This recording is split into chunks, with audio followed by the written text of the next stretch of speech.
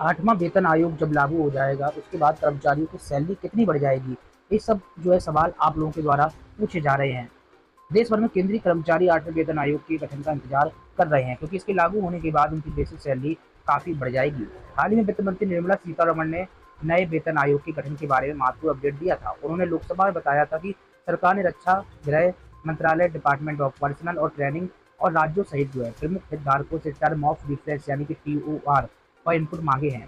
वित्त मंत्री ने जानकारी दी थी कि भारत में इस समय लगभग 36 लाख से ज़्यादा केंद्रीय कर्मचारी और 33 लाख से ज़्यादा पेंशनर्स हैं।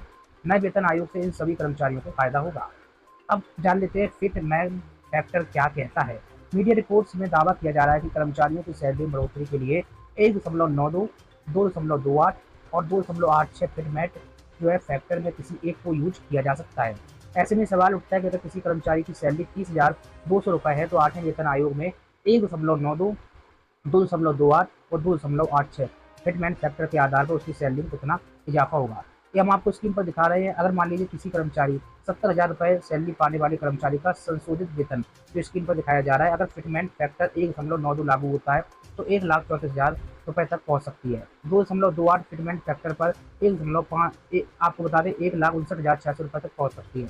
वही 2.86 फिटमेन फैक्टर की बात करें तो 2,02,200 रुपये तक पहुंच सकती है। वही बात कर लेते हैं 61,000 रुपये बेसिक सैलरी वालों की कितनी होगी बढ़ोतरी। 1.92 फिटमेंट फैक्टर पर 1,17,000 से ज़्यादा, 2.28 फिटमेंट फैक्टर पर 1,39,000 से ज़्यादा, 2.86 फिटमेंट फैक्टर पर 1,74,000 से ज़्यादा हो सकती है। ये सब जो है अभी उम्मीद लगाई जा रही है, क्योंकि फिटमेंट फैक्टर कितना लागू होगा ये सरकार ने स्पष्ट नहीं किया है, लेकिन संभावनाएं इन्हीं तीनों में से जताई जा रही हैं। वहीं आपको हम दिखा रहे हैं जो भी बेसिक सैलरी 50,000, 40,000, 30,000 जो मिल रही है उसमें कितना लागू होगा। फिलहाल आपको बता दें अगर किसी भी कर्मचारी को 30,200 रुपये मूल वेतन मिल रहा है तो 1.92 फिटमेंट फैक्टर के आधार पर 57,000 से ज़्यादा उसकी सैलरी हो जाएगी। अगर 2.28 फिटमेंट फैक्टर लागू होता है तो 68,000 से ज़्यादा सैलरी हो जाएगी। वहीं आपको बता दें 2.86 फिटमेंट फैक्टर लागू होता है तो 86,000 से ज़्यादा सैलरी हो जाएगी।